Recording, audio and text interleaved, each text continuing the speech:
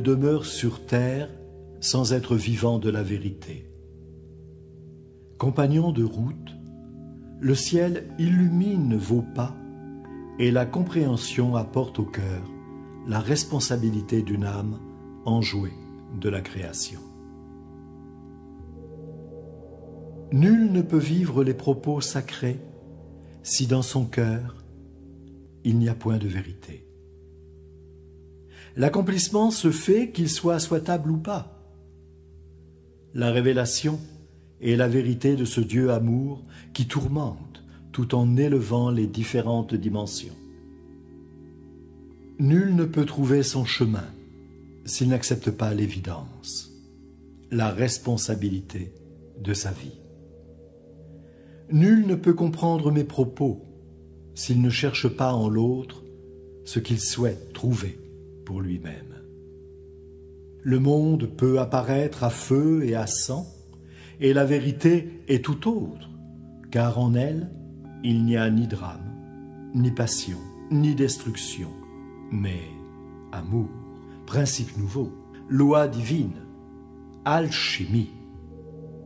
Nul ne peut progresser s'il n'accepte pas que l'alchimie de sa propre considération établisse le principe de vie. Depuis toujours, des êtres saints laissent leur empreinte sur cette terre. Depuis toujours, des êtres éclairés écrivent dans chaque cœur une vérité. Depuis toujours, les âmes s'incarnent pour reconnaître cette vérité, pour comprendre cette écriture, pour trouver la liberté.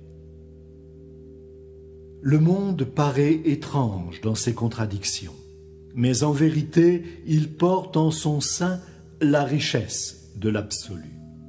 Et nul ne peut s'approprier cela par le mensonge, ni même l'absence ne convient pas à la vérité.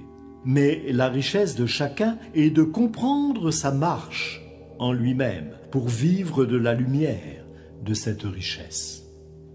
La source est au commencement. Elle est fidèle à elle-même et jamais ne se termine car tout est, en chaque moment, un début, toujours renouvelé. C'est ainsi que le monde de l'apparence a pris place à force de contradictions, d'oppositions, de recherches vaines. Chercher à l'extérieur de soi ne mène nulle part, mais se rencontrer dans la chaleur de l'amour de l'autre, qui éveille la propre passion de celui qui cherche, alors l'accomplissement est révélateur et la source est ainsi présente ni plus ni moins, mais toujours active dans son principe créateur. Des prophètes ont écrit ceci, d'autres ont écrit cela. L'humanité a cherché à comprendre ces écrits, mais cela l'a engagée à beaucoup plus de peur et à se perdre, car si le cœur n'est pas empli de vérité et si l'âme n'est pas lumineuse de son amour, alors l'ombre laisse place à la peur, à la crainte. L'incompréhension attire vers l'extérieur de soi, et les êtres se laissent enfermer dans l'ignorance. Au contraire, il faut lire avec un regard nouveau ce que le quotidien écrit dès maintenant, et n'y voir que la sagesse divine et la beauté du Créateur, afin que dans l'absolu les portes s'ouvrent pour laisser passer des vérités, que le plan éthérique informe l'intelligence de l'âme des principes divins. La sagesse garde en elle l'être divin.